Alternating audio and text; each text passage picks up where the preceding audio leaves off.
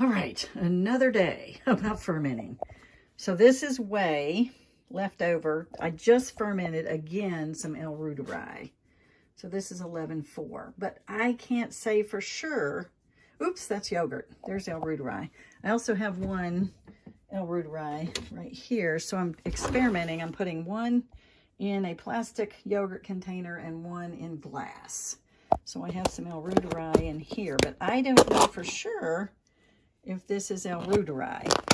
So what I did was I was making L.reuteri and it smelled like alcohol, but my whey still smelled good. So I took a gallon of ultra pasteurized milk. Here's the jug. I think I made a video the other day. There's the jug, vitamin D whole milk. And that is not ultra, that's just pasteurized. So, and I mixed it with I had a jar actually like this of some of the L.reuteri I had made last week. And it did not smell like alcohol. So I used it, but it was made out of raw milk. So it has been recommended that you not make L.reuteri with raw milk. So I do not know how much L.reuteri was actually in the jar. But I went ahead and did 36 hours fermenting with the whey in the milk. And this is what I got. So I'm calling it L.reuteri. It smells good, and I'm going to try it today.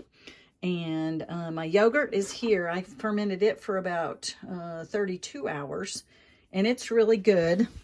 It's really tasty. And what I've done with that, my yogurt, is I've got some kefir, which is this liquid here. It's kind of separating a little bit, but I shake it up. And kefir, we're going to do an article on the kefir, but kefir's supposed to be yogurt on steroids. And it's because it has yeast products in it as well and other things. So it has a whole lot more. I'm going to find out why the kefir granules, how they're made, and why they have so many more bacteria in them. But the kefir, I've been pouring a little bit in my yogurt and eating it. So I have yogurt with kefir, and it thins the yogurt down just a little bit and thickens up the kefir. So anyway, I'm going to take this to my class tomorrow and use the kefir for people to try. And then my okra as well. All right, here's L.reuteri that I finished on 11.4. I put one in a glass jar and one in this plastic yogurt container. And this one's starting to smell a little like alcohol. I've been eating on it all week. And it's just barely got a smell of alcohol in it. And this one doesn't smell at all. So I'm going to use this one as the starter. I'm not positive this is L.reuteri. This right here in this yellow container is whey from my yogurt makings the other day, but I may just dump it out. I don't need all the whey. I got to figure out how to learn to use whey, but I'm going to use this L.reuteri for my next batch since it smells really good and see how it comes out. But I'm going to make it instead in this yogurt maker because I can control the temperature on this yogurt maker a whole lot easier. So I'm going to see how it works on this. So I'll do that in just a minute because it'll go 36 hours. Like I put my yogurt on 36 hours just in case I don't get home in time, but I can stop at any time after 32. So, but anyway, the L.reuteri I'm about to make and mix up. I will take my milk and I have some heavy cream to go with it. So I can only do a half gallon at a time, and this is a half gallon, and my heavy cream is a quart. So I'm going to mix a quart of this with the heavy cream and make kind of half and half. So the heavy cream has already been ultra pasteurized. This is not, so this is going to be pasteurized today in a pan. And then I will mix it all together and make some L.reuteri. So I'm not doing L.reuteri with raw milk anymore. All right, boiling water to put in my container. Here is the milk. It's 160 degrees, so it's pasteurized, not ultra pasteurized. And I will put heavy cream in this to cool it down. The heavy cream's in the fridge, and it is ultra pasteurized. And then I'll put the boiling water in these containers, and these are the lids, and I'll put it on those.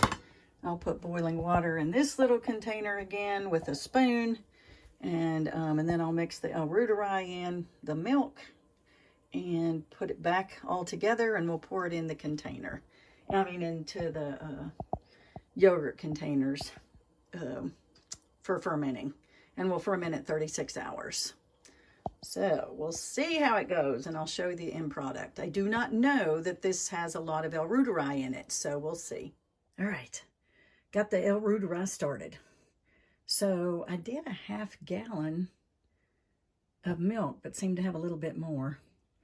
And so I have a little bit left over of the heavy cream and the milk. So maybe I had a little bit more than the 1/2 gallon, I'm not sure. So now I have this heavy cream. I did not mix any L.reuteri with it, so now I can use it in my coffee this week. It is pasteurized. So we will see. And now it'll go for 36 hours. And I have my yogurt going. And it's gone for 50 minutes so far. And it's 9:30. So 9:30 tomorrow night, I'll be ready to do L.reuteri, and tomorrow my yogurt will be ready too about the same time. All right, here's my yogurt I made. Came out this week on 11/12, and oh my gosh, it smells good, tastes good, and is way better in this quart jar. I also have some kefir from 11/10, and I have some L.reuteri from 11/12. And I have a big jar of L.reuteri as well. I'm not positive it's L.reuteri, but it came from the L.reuteri batch. So I will eat some of this. I'm putting some in a bowl, and I mix all 3 of them together. And I don't know if I'm eating too much. I'm not doing Dr. Davis's plan, but I'm going to draw up his plan for our next class in the next couple of weeks. So right now I'm trying to eat veggies and a little meat and some yogurt. And we'll see how all this goes in the gut. So far, I haven't had any problems. No pain, no issues. I do have a little bit of discomfort. I probably have some IBS, which means I probably have SIFO. All right, both of these still have a good smell. So one's yogurt, one's L.reuteri, and one is close to a month old. I don't know that I'm going to use them because I have plenty. So I may dump them out in my garden to fertilize. And you see back there, that's my kraut I made a long time ago, and it's still usable. So we're going to take this milk right now and go make yogurt. All right. My videos are as I go. I do not set up my pictures very well. This is just real life. And I don't have time to make all these great backgrounds and so forth. But I want you to see the practical things that I do with making yogurts and ferments and different things in my day. So today, as you can see, I boiled over the milk. So I was in the process of warming up my milk. I have half organic milk in this container, and I have organic half and half in this container. I'm making 2 kinds of yogurt. And while I was starting this, I also boiled water in here to get ready to, I pour a little bit in each container to boil them out. So just a little bit so that most of the bacteria is gone. But anyway, as I did this morning, our chickens were out. So I ran to help get the chickens in, and my milk boiled over. So I have a little bit less milk in there than I usually have. I've got them covered because it got really hot and I have to let it cool. I typically only warm it up because it's already pasteurized. I warm it up to about 115, and then it kind of cools back down to about 110 in the process of making the yogurt, and then I put it in my cooler. So I will show you my cooler I'm going to use today. It has been the very best method of making L.reuteri as well as other regular yogurts. So I got this bigger one that we have. We've had this it's Brute, called the Brute, I guess, Brute box. We have 2 or 3 of these really thick coolers that hold the heat in. So Let me put this over here. And I will attempt to use this for all of my yogurts today. So I only have one cooler instead of two. Last weekend I used two. But I put boiling water in jars down in this cooler, as well as the yogurts, and leave it for 24 to 36 hours, depending on which yogurt. And it comes out so creamy. So I wanted people to be aware of the cooler method because it's super easy. And so I will show you the cooler after I get all these made. I don't want you to have to watch me because it's not all that hard. I take these pans of milk, these pots of milk, and I put some yogurt in it, take a whisker, whisk it in, and which is this. That's all I do. I don't always boil everything, every tool. Sometimes you can put in some of these probiotics, which is, whoops, this is inulin and acacia. So I don't do that every time.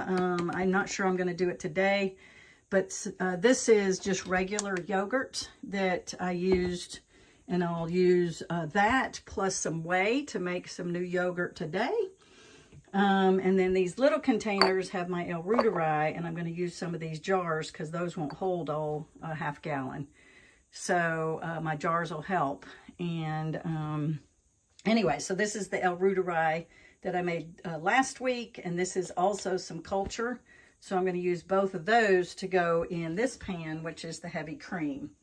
And the other is just the organic milk right there. So anyway, we'll mix it all up. I'll put all those things in there, and when the milk cools down, use that, and then I'll put them in the cooler. I just set them in there with some boiling water and and then close the lid, put the blankets around, and we're good to go.